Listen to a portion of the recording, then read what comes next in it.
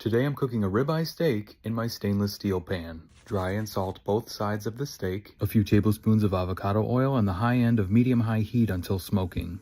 Put in the steak away from myself and gently pat down. 2 minutes on one side, flip, gently pat down, and 2 minutes on the other. Flip one more time, turn the heat off. Add unsalted butter, cracked garlic, shallots, and thyme. Butter baste the steak for 1 minute and then remove from heat.